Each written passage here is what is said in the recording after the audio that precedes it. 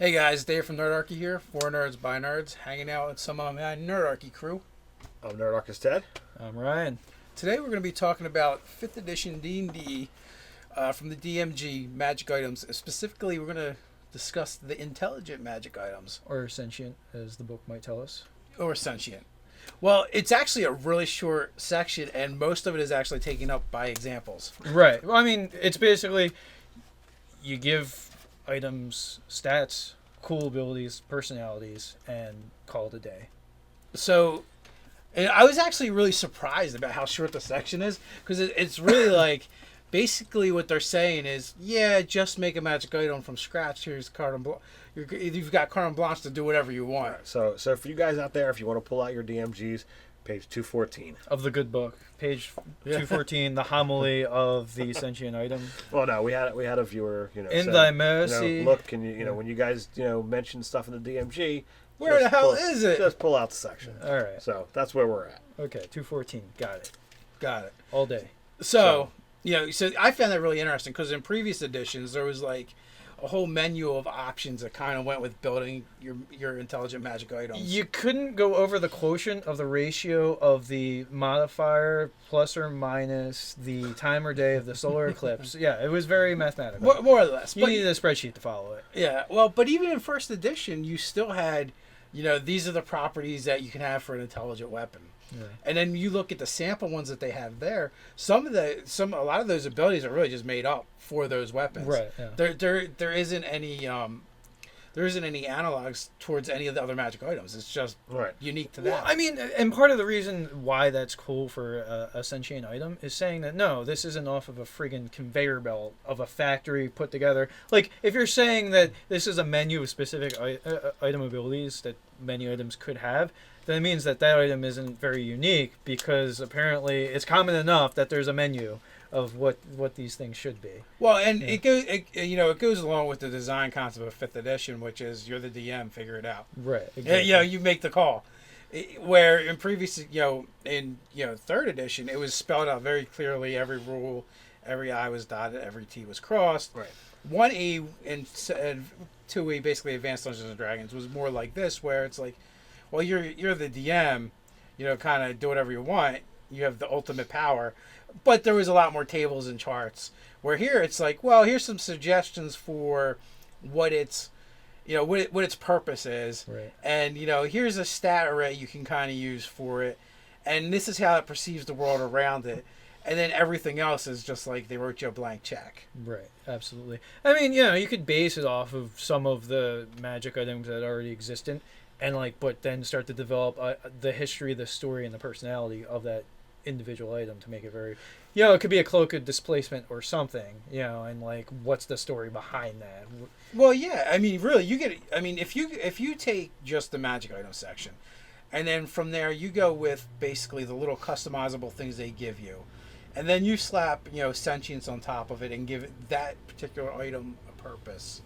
Dude, what if an archmage was, had the misfortune of being attacked by a cloaker, and he's like, you know what? I'm going to teach you a lesson to attack me. I'm going to turn you into a damn sentient magic item, and I'm going to trap your essence inside of it. To torture it for centuries for having, the gall to attack him. Yeah, you're going to be a cloak. Yeah, you are literally going to be I'm going to rip the right off of your cloaker. Yeah, that's right. You are a cloak. And, it would be like a spawn thing of, it can move. What jumped into my head when I was reading that section? Yeah. It's like, the line where it says you can't, they can't be consumable items because it just makes sense. Yeah. Right. So you know what I want to make? I want to make a potion vial. Potion? I want to make an intelligent potion vial.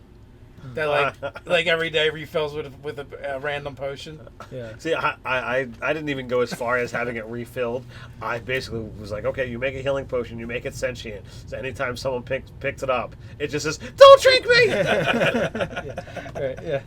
My brain went exactly there as well. It basically spreads paranoia about delusion and paranoia. Just make the atom crazy. It's chaotic neutral. Actually, that should be a cursed item, and it just tells everyone's out to get you. Yeah. No, the potion is an intelligent potion that makes the owner seek to collect and preserve and protect other potions.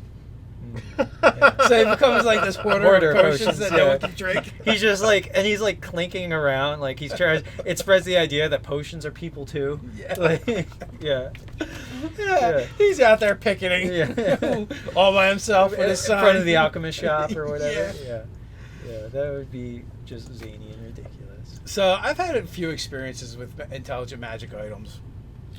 My very first character nearly died to his intelligent magic item because there was a conflict of personality, and intelligent magic items can basically attack you. Absolutely. And there isn't a whole lot you can do back to them Right. if you can't overcome them through sheer personality. Although I hear a pretty good way to get rid of some sentient items is a volcano. that might Volcano work. is a pretty darn good place to send it. So I've been in a handful of campaigns that I've had sentient items. I've had been in a campaign that was completely centered around a sentient longsword, and it's interesting to try and see like how a DM is going to use them. Sometimes like you gave my one character a sentient item, and it's like, well, as long as I'm doing the stuff of his thing, I have access to his powers, but I basically just have to ask. Whereas other times it's like, okay, well, this evil sword that the... I'm just thinking of Steve when I'm talking about like items that are out to get you. Yeah. Like that's totally like the Evil White Satan book. Oh. The title just kept growing. But see, I don't even think that one was sentient. That one was just, a lot of power. It didn't actually talk to me. They just read it and acquired power. Right. Or it lost power. It became deformed. Or his hair or lost something. stats, whatever. But like there was this sentient sword, and like it transferred images to my wizard's mind, showing me using the sword in combat. And if it would have read me a little bit better, it would have showed me using it to amass power rather than me using it physically, and the story arc would have been completely different. So it's interesting to see how DMs use magic items like that. Have you guys read the Bag of Devouring? Oh yeah, it's pretty sick. Like it's actually the orifice, the mouth of a creature from another dimension. That would make an awesome sentient magic item. I mean, it already It could, kind like, of is. speak, well, to give it like be able to vocalize, maybe Be a it's, personality. give it like the farm realm deep speech, maybe, or something like that. Yeah. It's just you could go anywhere with that one. I feel like, but it would be funny to for Feed one, me, Seymour. yeah. For one, it's hilarious the fact that when you reach in there, it may suck you in, Yeah. and someone can try and pull you out, but they might get sucked in too. Right. It becomes a whole chain of. You could have a TPK just off of a Bag of Devouring. Yeah. Yeah, person after person just gets pulled in. That would be hilarious. Ah! Yeah. Could definitely see two gobblos getting pulled into a Bag of Devouring, That could totally happen. and then being spit out because they're Because so they annoying. taste so bad. Well, or all the drugs that are on. Yeah, them. yeah. thing The started Bag of to Devourer hallucinate. ends up high out of his mind. Gets sick. Vomits. Vomits, and then all the treasure and things it's eaten, and the gobblos. Like that's how you defeat it. You have it swallow gobblos. That's how you unmake it. Yeah. That's just, it's Weakness. Achilles heel. Yeah, that would absolutely be a way to go. So okay, so intelligent magic items completely open ended in this edition. They're basically saying, slap on a way of perceiving the world and communicating, and alignment, purpose, stats. Slap it on another magic item that isn't create your consumable. own. Or create or modify. It's basically, and then it gives. I could love to see a pact of any of the various pacts for the Warlock, but Book of Shadows, like having their book actually, or the Pact of the Tome, having sentience too. That would be really cool. Basically their book becomes a sentient magic item. Some sort of manifestation of whatever their patron is, whether it be the Fae, the demon, or the Well, I or mean the that's Far something Realm one. you could just do as a DM and allow that. Yeah. Well, I mean, but eventually, if like you're sort of pleasing your deity, or your patron, that like it starts to imbue it with power and things like that. Yeah, you got to do something interesting in the game though to make for that one, I think. Well, no, it's got to be like a series of adventures unto itself. It would definitely be cool, especially if your book gets the properties from it's a rod of rod of the Oathkeeper Pact or something. It's a sorcerer rod, and for sorcerers it gives a bonus of +1 to 3. But they get that to attack with their warlock spells, and cantrips, and it You're adds throwing to me the off. You DC. said sorcerers, now you're talking warlocks. Oh, did I say sorcerer? Yeah, No, yeah. So warlock. warlock specific. Yeah, okay. And but it also adds up to the DC. It's like one of the coolest items in the book. Is, At +3, it's still only very rare too. It doesn't even go to the legendary. yeah, that's pretty sick. That would be cool to couple with like an The intelligent tome. book. Yeah. And like I like there was that sidebar on the Warlock packs of like the idea of making the book look like something related to whatever your patron Yeah, is. whatever your pack So if is, it's yeah. Fae, like maybe it's a carved wooden face on the front and the back, and like as it becomes sentient, like it could maybe the mouth moves and talks, or like it being bound demon hide for the pact of demons, and then the far realm stuff is just like writhing shadow stuff and eyeballs and all kinds Weird. of Pact of the demon, though, you could actually have it in human flesh. Or human flesh too. I mean, that works for either the far realm one or the demon one. Human flesh. Why not?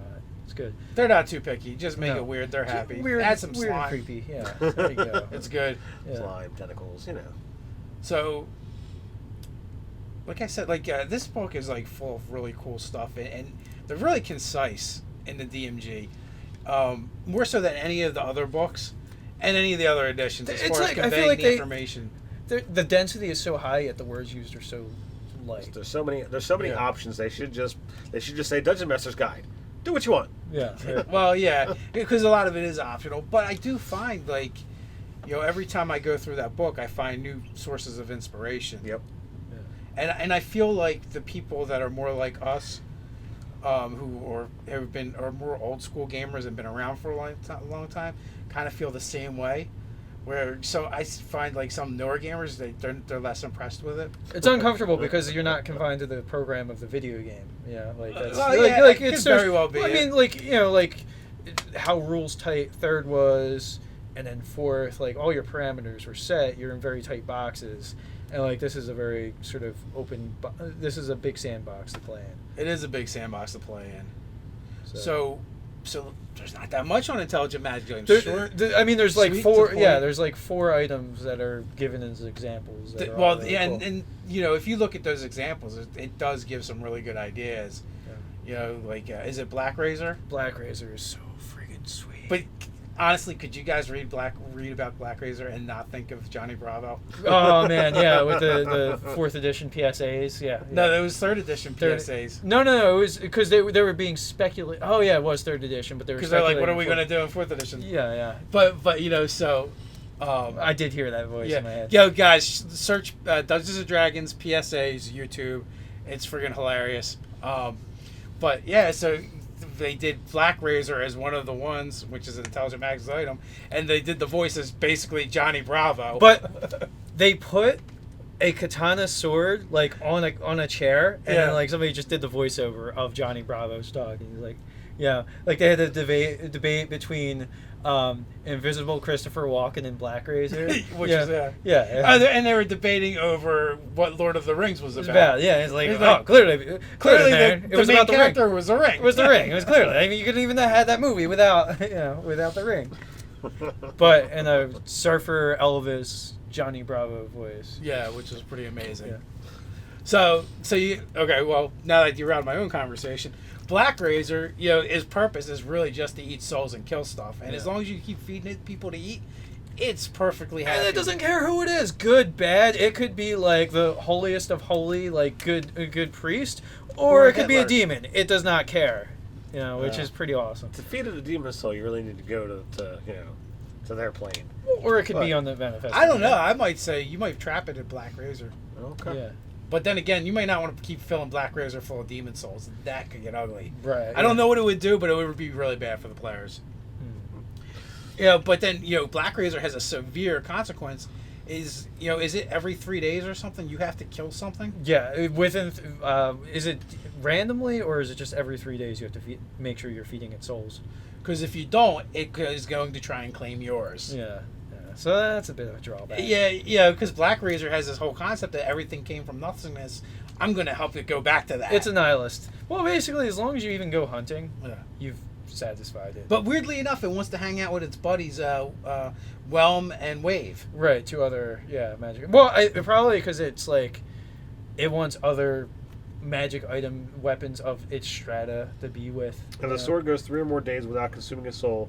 A conflict between it and the wielder occurs at the next sunset. Yeah. Yeah. So yeah, but like it kind of says like the 3 weapons are intelligence, but they kind of want to be near each other, but they don't even get along. Yeah. They just want to argue. Like it's like a weird 3-way married couple that just want to bicker with each other. Right. It's a very strange. But if they're not there to bicker, there's a void that needs to be filled. And I find Whelm hilarious, which is it's a dwarven warhammer that is freaking agoraphobic, which means it has a phobia of going outside, and you have disadvantage whenever you can see You daylight. just like saying agoraphobic. Yeah, totally. But you have disadvantage to basically everything while you can see daylight. So that is like I'm such a thinking drawback. sunglasses. Yeah. Well, probably absolutely. Yeah, Like so- I got this hammer that's not very into this thing. So yeah. What if you're a warlock and you constantly just cast Darkness on yourself. Darkness on yourself And have the devil's dark sight. Yeah. devil's sight. Although I guess if you can see through the darkness, you can see the open sky. I would say I would almost actually, as the GM, say the hammer has to not see the daylight, and it's fine. Yeah, maybe I would rule that works. If you just keep casting darkness. because you've went out of your way Or, to or not have devil sight and put it over your head like an umbrella. yeah. As GM, I would say that you've actually taken your spell selection and your invocation to make this hammer happy, Yeah. and at that point it functions as it should. Everyone knows a happy hammer Is a hammer that whomps people. that wants people. That's right. And then the other example that really dug in there is the Moonblades. Moonblade rocks. I mean, Moonblade you is can't sick. make a Moonblade and not have it rock. Just the sheer amount of power. Well, for the most part, can you give it. can't really make a Moonblade. Well, No. Can't have a the rules for a Moonblade you can't Uh, write and have them not rock. It's kind of hard to have one too, though. Because you got to first of all you have to be of the right ancestry, not just an elf, but born of the right parents, the right lineage, and then you have to have the right alignment You can be a half elf or half elf of neutral good alignment. from the right lineage, lineage.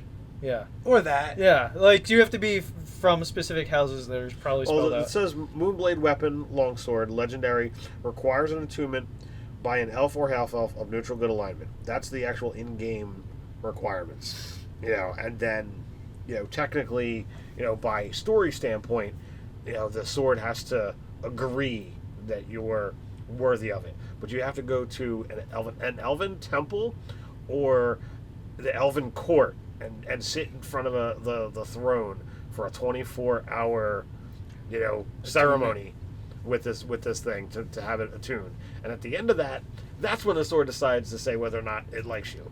Well, kind of the funny thing too is after it accepts you, if you kind of tricked it somehow, it's stuck with you. Oh no. Which means it's not going to be happy about it. It's not going to be happy about it. It sideswipes you every day. Well, it hits you. the rules under the sentient weapon is if you're not, if the item is not happy with you, it can stop you from using its powers. It can, but the Moonblade actually in the story part, if you read the whole thing, actually talks about how it sometimes makes the wrong decision. But part of the Moonblade is that it's really arrogant, so it won't acknowledge it. It just kind of has to go. It kind of goes with it, Nice. which is kind of weird. I like the idea of an item that just refuses to even being drawn from its scabbard. It's stuck. Yeah, it's Well, cursing you. that could absolutely happen with an intelligent weapon that will only allow you to use it towards a specific purpose. Yeah.